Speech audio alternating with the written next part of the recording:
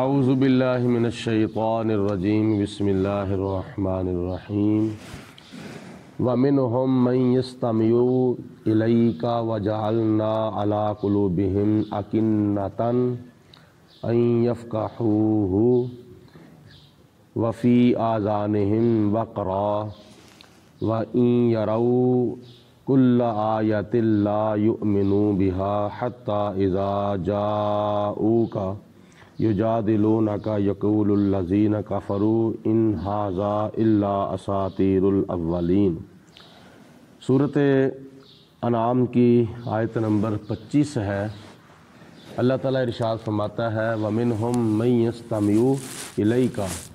اے میرے حبیب علیہ الصلوۃ والسلام، یہ لوگ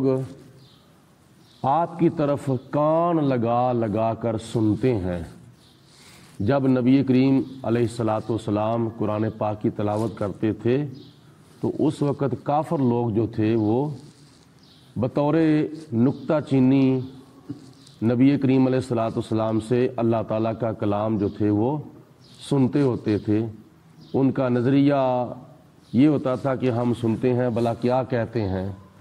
یعنی ایسے کر لو کہ وہ سنتے تھے لیکن سر کے کانوں سے سنتے تھے، دل کے کانوں سے نہیں سنتے تھے۔ اگر دل کے کانوں سے سنتے ہوتے تو آگے جو مختلف قسم کی نکتہ چینیاں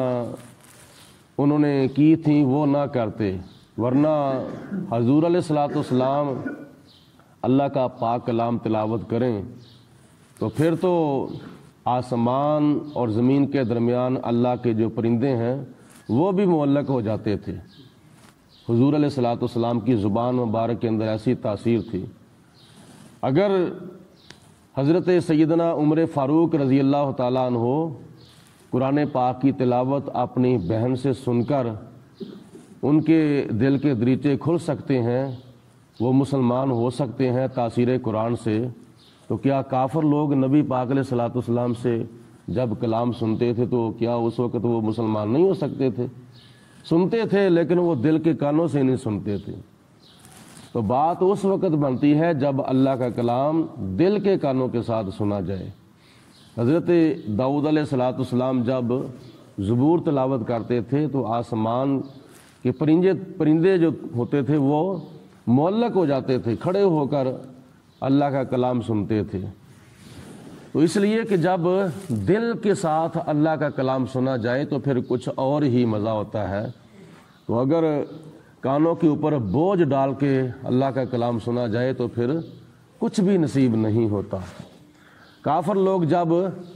نکتہ چینیاں کرنے کے لیے نبی کریم علیہ الصلوۃ والسلام سے اللہ کا کلام سنتے تھے تو اللہ تعالیٰ فرماتا ہے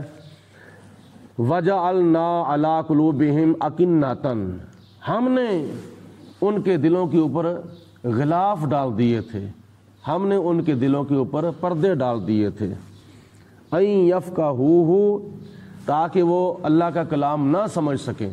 حالانکہ ان کی زبان عربی زبان تھی۔ آج ہمارے ساتھ اگر کوئی اردو میں کلام کرتا ہے تو ہمیں اس کی سمجھ آ جاتی ہے، پنجابی میں کلام کرتا ہے تو اس کی سمجھ آ جاتی ہے، یا کوئی بندہ کسی خطیب سے پنجابی میں تقریر سنتا ہے یا اردو میں تقریر سنتا ہے تو سننے والوں کو سمجھ آ جاتی ہے، کیونکہ علاقائی زبان ہے، مادری زبان ہے۔ تو نبی پاک علیہ الصلوۃ والسلام کی زبان مبارک بھی عربی تھی اور کافروں کی زبان بھی عربی تھی، تو ان کو تو بخوبی سمجھ آ سکتی تھی۔ لیکن اللہ تعالیٰ فرماتا ہے کہ جو نبی پاک علیہ الصلوۃ والسلام سے میرا کلام سنتے ہیں لیکن دل کے کانوں سے نہیں سنتے، صرف اور صرف نکتہ چینیاں کرنے کے لیے سنتے ہیں، تو ہم نے ان کے دلوں کے اوپر پردے ڈال دیے ہیں اس لیے کہ وہ میرا کلام سمجھ ہی نہ سکیں، یعنی خدا تعالیٰ ان کو اپنا کلام سمجھنے کی توفیق ہی نہیں دیتا۔ وفی آذانہم وقرا، اور اللہ فرماتا ہے کہ ہم نے ان کے کانوں کے اوپر بوجھ ڈال دیا تھا تاکہ وہ قرآن پاک سنیں، لیکن سن کر خدا تعالیٰ ان کو مسلمان ہونے کی توفیق نہیں دیتا۔ وَإِن يَرَوْا كُلَّ آیَةٍ لَا يُؤْمِنُوا بِهَا، اے میرے حبیب علیہ الصلوۃ والسلام، اگر یہ کافر لوگ آپ سے ہر قسم کی نشانیاں، ہر قسم کے معجزات بھی دیکھ لیں تو پھر بھی وہ ایمان نہیں لائیں گے۔ کیونکہ میں ان کو ایمان لانے کی توفیق نہیں دے رہا، اس لیے کہ جب انہوں نے نبی پاک علیہ الصلوۃ والسلام کو سنا اور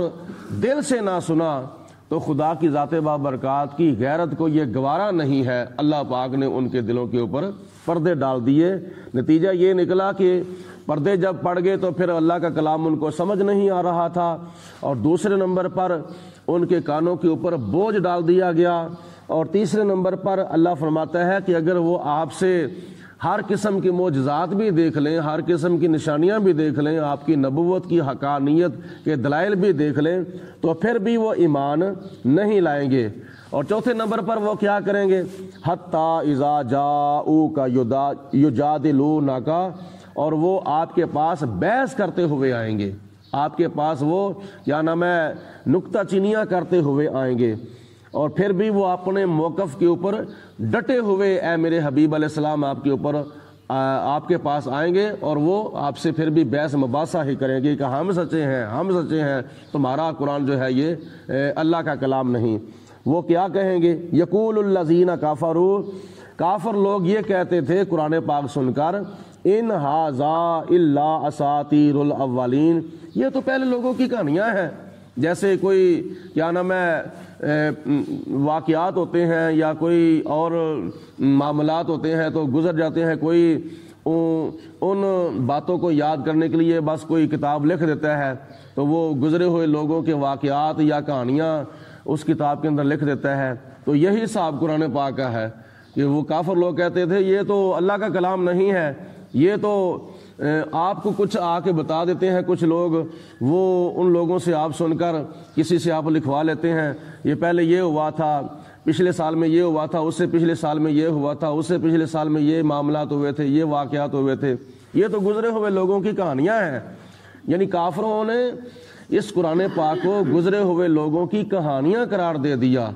اللہ کا کلام نہیں مانا تھا۔ تو خدا تعالیٰ فرماتا ہے کسی جگہ پہ وہ کہہ رہے تھے کہ یہ جادو ہے، کسی جگہ پہ یہ کہتے تھے کہ یہ گزرے ہوئے لوگوں کی کہانیاں ہیں۔ یہ وہ لوگ ہیں جن کو اللہ تبارک و تعالیٰ قرآن پاک